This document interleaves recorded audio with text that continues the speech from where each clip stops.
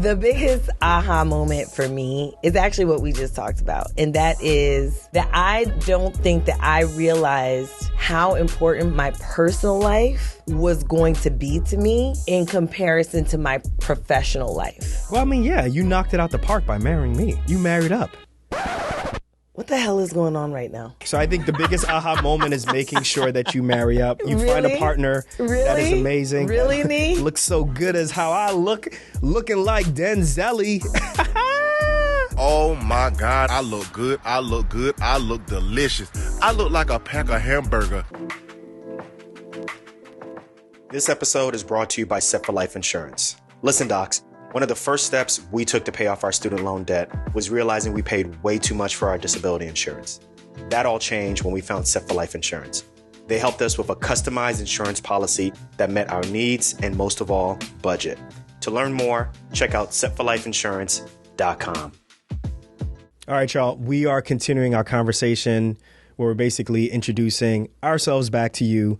We left off the last episode with Renee kind of discussing why we decided to kind of put our next decision as to where we're going to be employed at on a 3-year timeline, right? Yeah. Is that what we did? Yeah. Let's jump right into it. So we had a conversation right before we took that job in Pennsylvania, right after we got, right around the time we got married. And we had a conversation about taking this job in Pennsylvania that was about 4 hours from your family, 5 hours from my family. And we knew that a bigger hospital system was going to be taken over. And I remember what I said to you? I don't What know. did I say to you? I don't remember. I was like, how long do you think it'll be before this big hospital system... Fuck shit up. Right, fuck shit up for the smaller community hospital? And what did you say? I said less than 3 years, right? Yeah, you said about 3 years. And I was like, yeah, I absolutely agree with you. And so from there, we had the discussion about, yeah, maybe we should put ourselves on a 3-year timeline. Yeah. And that 3-year timeline was at the end of 3 years, we will be leaving this hospital. And also at the same time, we possibly could have been paying off finished our debt also at this point. Yeah, but we didn't have that conversation that early on. No, we didn't. Yeah. We didn't. Yeah. So, during that time, so we're talking like this conversation is occurring like 2013, 2014. Yeah. Yeah. So this is really early on, right? This is like year 1, year 2 into our career. And, we're already thinking about, okay, we have a job, we're happy here, but, we have our eyes open and it may be time to move to a different place. The other thing, too, is we're trying to figure out how are we going to take care of all of this debt? What does this debt mean in our lives? What should we do with this? Is this something that we pay off over, 30 years, 10 years, maybe even quicker? I'll leave it to you like this. I was just thinking that you just we paid off over like 20, 25 years or something like that. Right.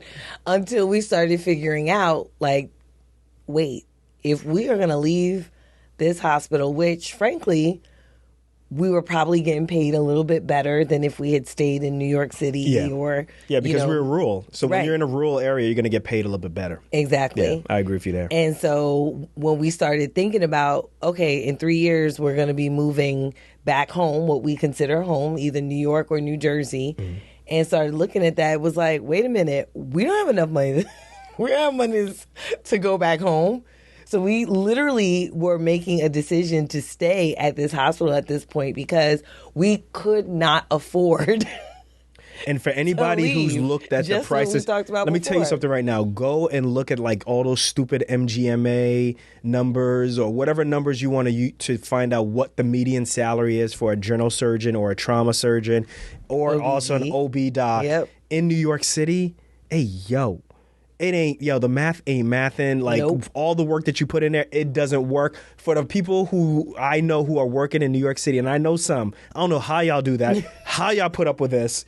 It ain't worth it. I can't do it. Like putting up with New York City and the train and all, and the food. Call me lazy. Nah, I don't care. Nah, it's not worth it. I ain't too lazy. Fried fried, lay it to the side, red beans and gravy. I ain't too lazy. So we made a concerted effort to just be like, yo, we're going to stay out here in the rural Pennsylvania. We're going to work our butts off. But at the same time, we're going to save some money. We're going to pay off some debt and get that taken care of. Yeah. And that's what we did. We planned to pay off our debt in, 5 years? No, well, the original plan was 15 years.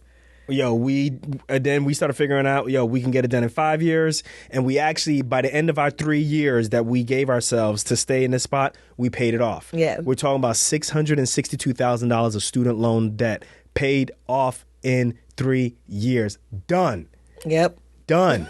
Let me tell you, that felt like such a huge, like monkey off my back. Yeah. And at the time, like I said, I was like, I think I'm done here. I'm done here. And so during that time also, we got to mention, during that time while we're paying off debt, working, we decided to start the podcast, Docs Outside the Box. Started the podcast in 2016.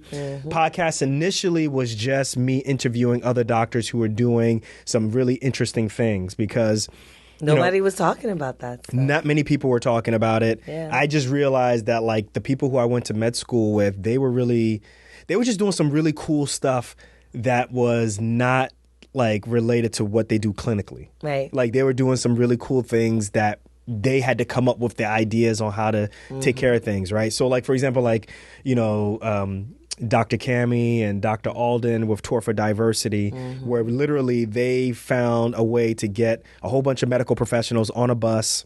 This bus will go to different areas of the United States, and it will be primarily focused on HBCUs, Native American institutions, historically Latina institutions, and kind of provide like literally a seminar for one day on how to get into medical school. Yeah, pre-med conferences. Right? And on the road pre-med conferences. And then you just keep going from institution to institution, and every day it's a different place, right? Like these are things that you don't learn in medical school. Right. Where do you pick up that information? Right. For me, I found that really valuable, and I was like, oh, wow, that's really cool.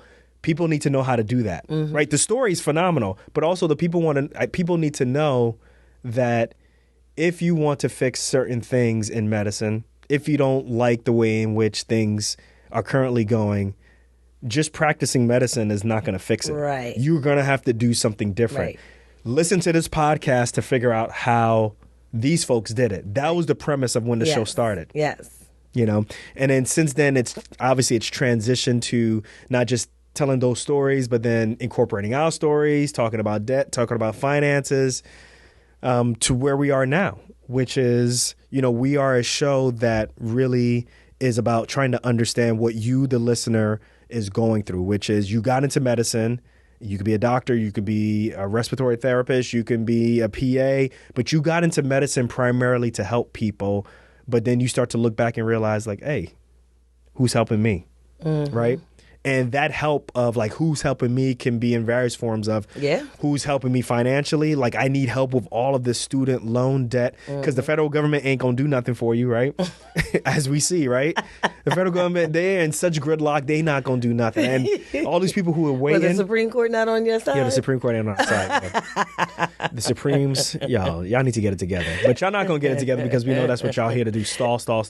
Yeah.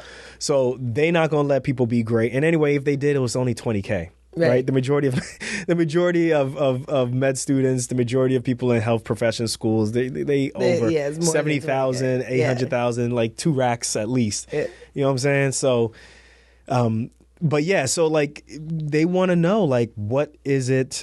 How do they get help? Like how do they figure all their student loans? Right? How do they get professional fulfillment? And what I mean by that is how do I end up being happy in my career? How do I end up taking care of people and also at the same time having balance? Right. How do I do like people? There's people who we listen to or people who we know who specifically got into medicine. And they say, oh, I want to get more people into medical school, or I want to have this clinic in this area of town that's never had this in town. And then you go back and you look at them 10 years later and it's like, how you working in the suburbs? Or you're doing something that is completely, the antithesis of why you decided to go into medical school or help people. Yeah. And everybody changes, finances come in and you got to take care of people and so forth. But at the same time, the reality is medicine is by itself is not going to be able to solve all your ills. Yeah. You're going to have to be able to take chances. So this show is, how do you take a chance? How do you do what's really passionate to you, even though it doesn't work within the confines of medicine? Yeah. And that's what, Yeah, the other thing is, how do you get the lifestyle that you envisioned Absolutely. in medicine? Absolutely. Right? Yep. Like, how do you get that lifestyle, right? Because you may not have gone into medicine for the money, but you ain't going to medicine to be broke. Okay. I mean, I didn't go into medicine for the money, but I didn't go into medicine to be broke. Right. I mean, plain and simple. I'm okay. And I think that... I'm okay saying that. Like, you're not going to be broke, right? Mm-hmm. But you won't be broke. But if you don't get the lessons of how to, like, save your money, how to budget your money, how do you properly, like, put money away in a nest egg so that, you know, when you are at 60 or 65 and you're like, I don't want to practice anymore, you can do that.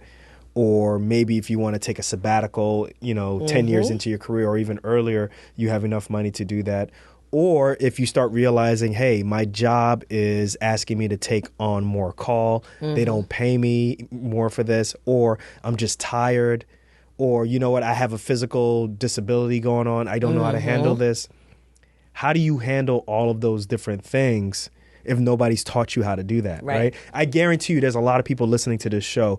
If I told you that, you know, athletes, professional athletes get millions upon hundreds of millions of dollars thrown at them and then they mismanage it, a lot of people will be like, well, that's their fault. Right. But if you really think about it, there's really not a big difference between what we do and how athletes get their money, right? So that's just one thing to consider. So let's take a break and we will be right back. Hold up. Before we continue, to all my day ones, and you know each and every one of you who you are, thank you for rolling with the show from jump. And to the new listeners, welcome. What's good? Where y'all been? I want y'all to stay a while. All right. So look, I'm trying to build a community here and I need your help. So with whatever app you're listening to this show right now, I want you to click the subscribe button. Then I want you to go over to Apple Podcasts and I want you to rate and review the show. And you may be asking, how does this help? The way how it helps is by helping the show to grow and rise up in the rankings so that it's easier for new people to discover the show. Now, what's in it for you is at least once a week, I'm going to be going through these reviews. I'm going to pick a lucky reviewer and I'm going to give that person an opportunity to have a 15-minute session with me where we could talk about anything from personal finance, getting your money right, to just shooting the you-know-what about the show. So listen, remember, all I need you to do is subscribe and then rate and review this show on Apple Podcasts. Let's get on with the episode. Peace.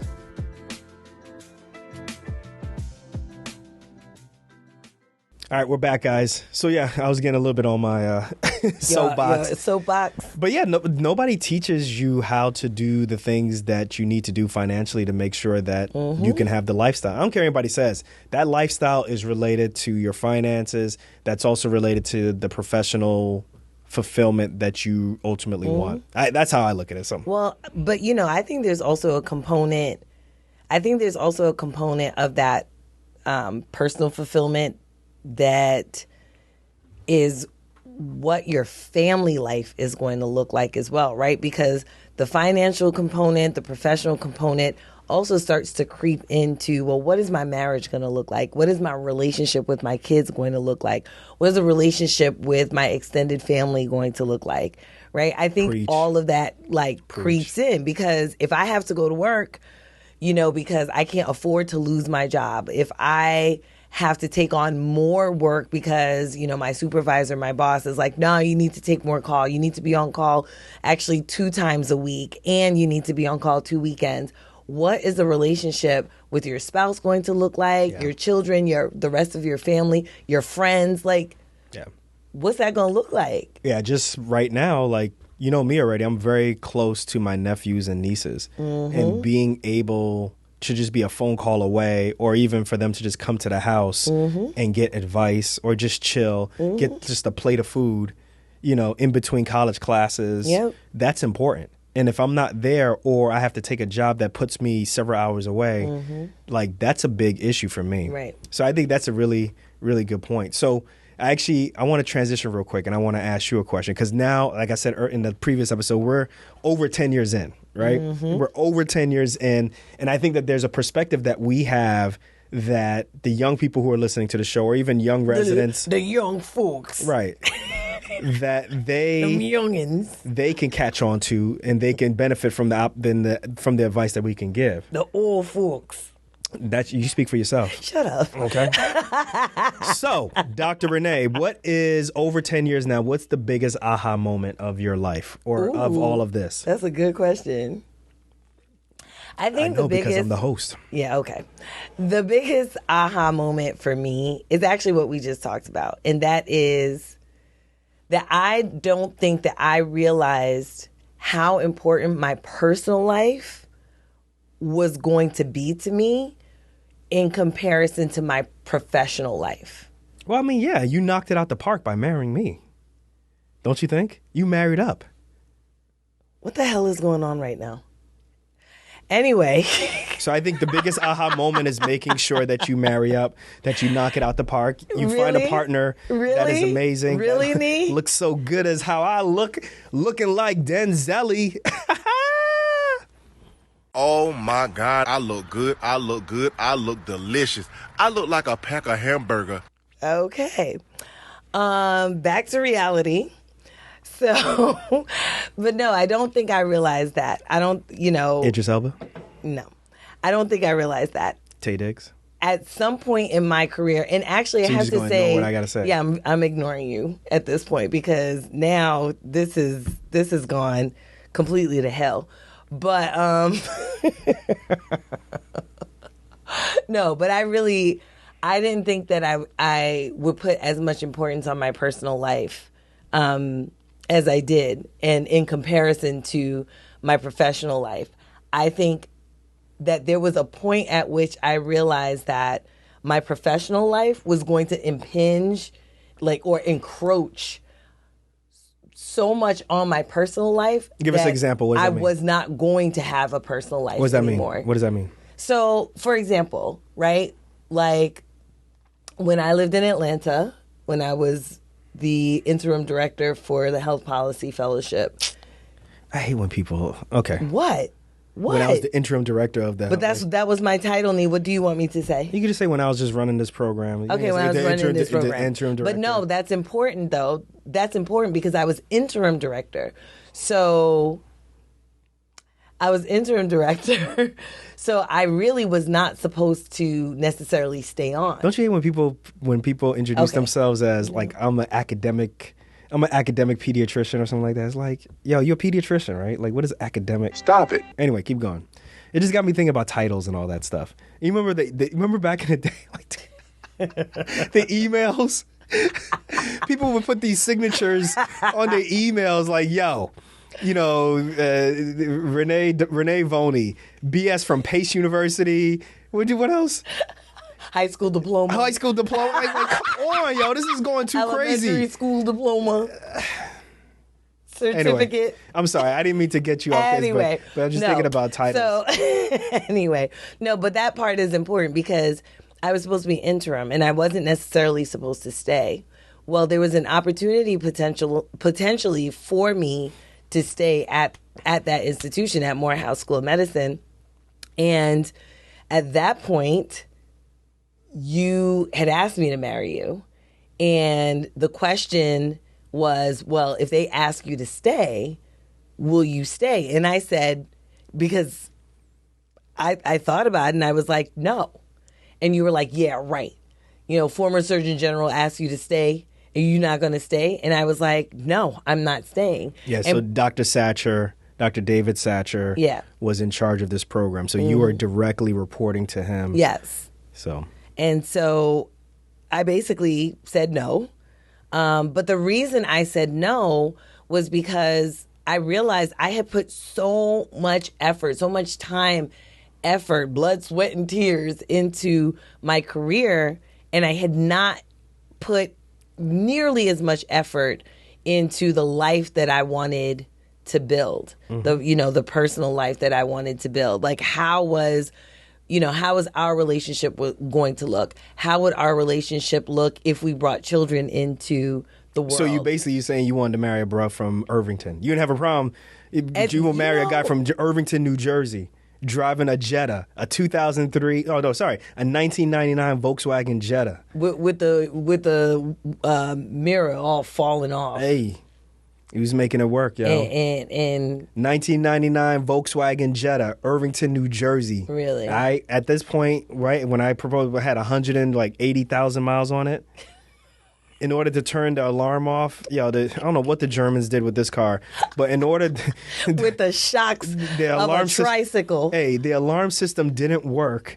The only way you can disarm the alarm system was the buttons on the key didn't work anymore, right? So the way how you disarm the alarm is you had to turn the trunk. You had to open the trunk. So that was their override system. Anyway. But from a dude from Irvington, for you to sacrifice your entire career for me. It wasn't just a dude from Irvington, Nee. Really? Really? That's not really what that was about. That was about me. Was it my Jetta? Actually, it was definitely about the Jetta. Marrying a guy with a Jetta was my dream, you know what I'm saying? It was my dream. Anyway. Don't act like Volkswagens weren't the, when we was growing up. Volkswagen Passats? Anyway, Nee, I'm not even talking. All right, go ahead. I'm not even talking to you right now. Mm-hmm. So there's an inside joke. That's another episode, guys. There's an inside joke there. But anyway, no, it was really about the effort. I hadn't put in a lot of effort into my personal life, and I just felt like I can't put so much time into my profession and then just think that my personal life was just going to fall into place. My professional life didn't just fall into place, right? I had to be very strategic about when did I apply to medical school, studying for the MCAT, what schools I was going to apply to, what schools, what school I was going to ultimately choose, right? And like you, I ended up choosing Kansas City University. Obviously, we met, but like you, I also was very interested in that curriculum. And that was a very deliberate decision. The curriculum was very deliberate. Where did you feel that your personal life was lacking? That's where I'm trying to get to. I felt my professional life was lacking. No, your personal life. My personal life. I felt my personal life was lacking in the amount of effort I was actually putting into it. You know how people say, well, you got to manifest something, right? Mm-hmm. Like, you have to manifest a relationship. You have to manifest whatever. It's like if you want something to happen, you actually have to work on it. Like it doesn't just fall into place.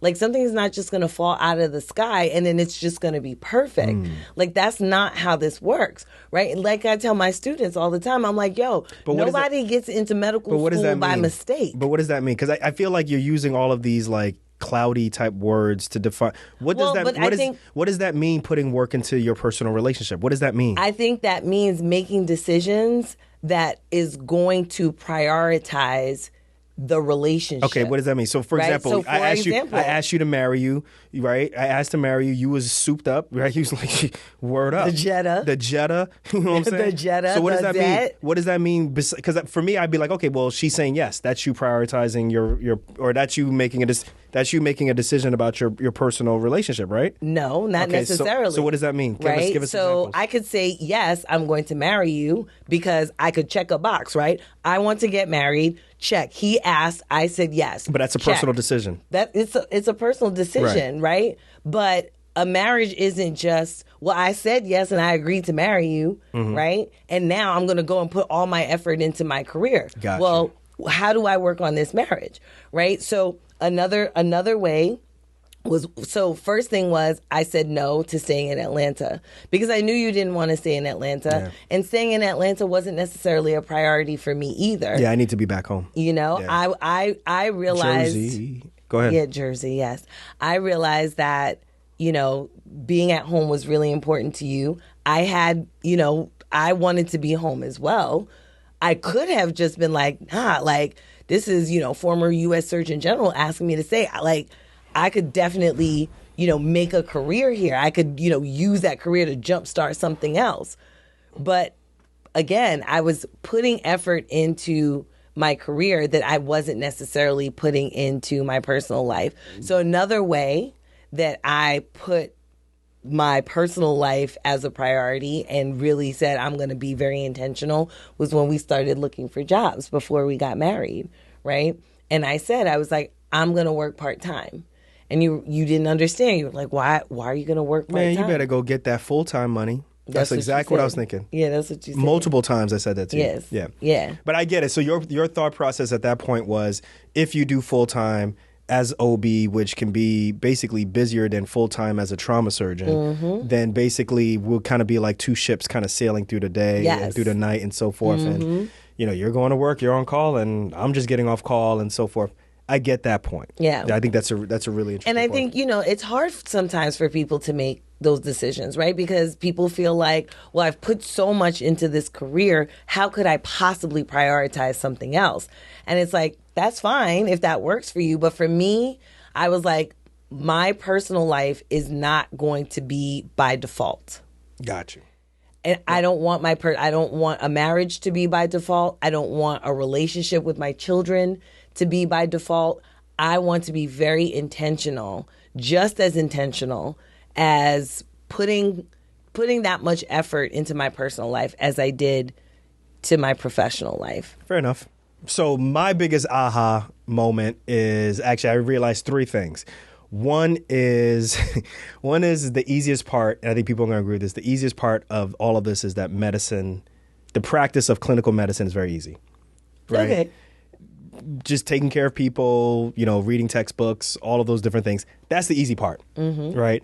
The hard part for me is people, right? Yes. And I'm not saying that people talk, but I'm just saying how a pathologist has to deal with people. No, not like that. I'm talking about the hard part is your colleagues and being able to get days off or being able to get them to cover you or being able to ask for help without feeling working like they're with people. Working with people.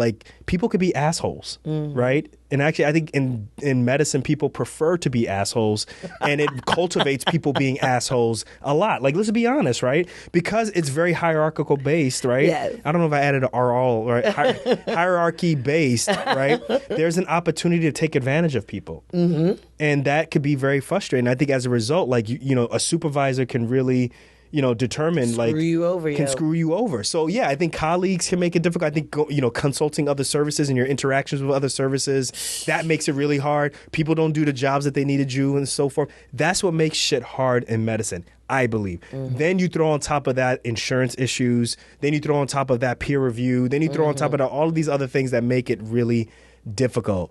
So that's a big thing for me that I realized. But ultimately, I think I'm just going to end it. I'm going to keep mine really quick.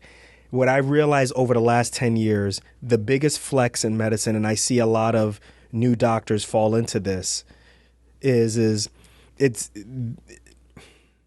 they're very happy about themselves graduating. I think that's very important. Graduating from medical school, graduating from professional school is a big deal, right? But also at the same time, I see that a lot of them they fall in love with making money. Right? Okay. They fall in love with a really extravagant lifestyle. But ultimately what I'm realizing is that the biggest flex in life is really your time as well as the ability to say no. So what I mean by that is if someone says, hey, we need you to cover this shift or we need you to do this extra shift for however much, the ability for you to say no, knowing that you possibly could get fired, knowing that it's probably not going to look well, your supervisors may look well on you, knowing that there's a possibility that you may have to sacrifice between family and going back to work, the ability for you to go through all of those issues and still say no, to me is the biggest flex. Yeah. Knowing that you can walk away and just be like, hey, I'm done. Yeah. I'm done. I don't have to worry about money. I don't have to worry about this. I don't care about any of that stuff. I will find another job. Or I have enough in savings, or money is not directing my ability for someone to take advantage of me and for someone to consider me a warm body, just so they can fill a schedule. When the hard issues of me missing something or not being available or just not wanting to take the shift, those are really feelings that you got to take over. And I, for me, that is the biggest flex for me. So my biggest advice for anybody who's listening to this show right now, 10 years in, is look, make the money. Know that you can afford anything, but you can't afford everything. But really, the biggest flex, the biggest ability for me to that's how I respect people, is how much are you willing to say F you in front of like a supervisor. Not verbally say F you, but literally say, hey, doc, I need you to do A, B, C, D not shift. Not going to be able to do it. Nah, baby, I'm not going to be able to do it. But if you don't do it, then, we're going to have to let you go. Not going to be able to do it. Let me go. Or, hey, you are doing something that, we just don't normally do. But, clinically, this is what the patient needs to do. It goes against what the hospital says. The ability for you to say, yeah, this is not going to work for me. Right. Right. That's what I think ultimately, after 10 years, I think is the biggest, the strongest, the most respected thing that I realized. That, you can't get time back. No. You can make as much money as you think you can make, but really that doesn't mean as much to me as your ability to just say, no, can't go for that. Mm-hmm. I don't like that. So I can't go for that. Hall & Oates, no can do. Some profits. I can't go for that. No, I agree with you. Totally agree. Yeah.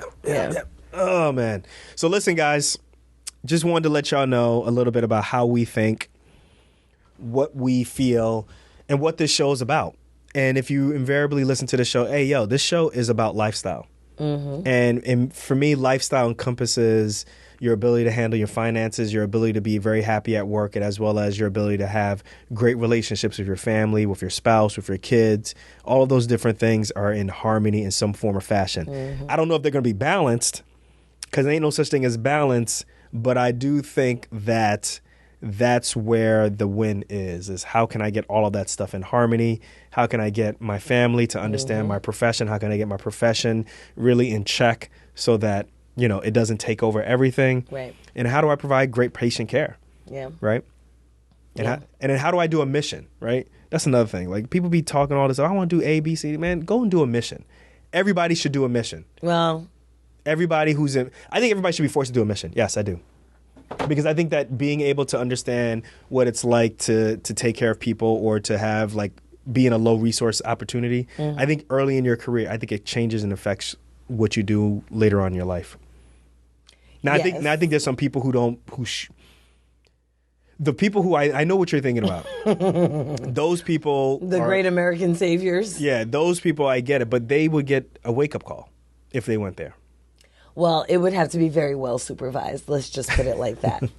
Because we ain't going to be playing the great American savior just because you out in Timbuktu, of the world, and think you could just do whatever you want to people. Because people will do stuff like that. Yeah, I agree with you there. But I do think that everybody should be forced to do, if you're going to graduate from school, you have to do or even residency. You got to do a mission. Medical mission. You got to understand what it's like to be in a low resource environment. Yeah. I think that's... Well, I think it will force you have to use your clinical skills. Yes. You actually have to examine patients extremely thoroughly. Yeah. Like, if you are a young person, if you are 18 to 30 and you have right lower quadrant pain and you are a man and there's an ultrasound that shows that there's a distended complex or a distended thing there, in your right lower quadrant, then yes, that is appendicitis. And you have a white blood cell count and you have tenderness there, yes. That is appendicitis until ruled otherwise, right? Do you necessarily need a CT scan? Man, I'll tell you, as somebody who diagnosed appendicitis through a cholecentesis, no CT scan, no ultrasound, just my bare hands and a needle, syringe, and a speculum. Yeah, you need to do a medical mission because I don't know anybody else who's diagnosed an appendicitis that way. Yeah. That's the biggest flex, I think. Don't call me telling me that you driving this car or you doing this. If you haven't done a medical mission trip, don't call me. So now the medical mission is the biggest flex. That's the biggest flex. I changed my answer. I reserved the right to change my answer.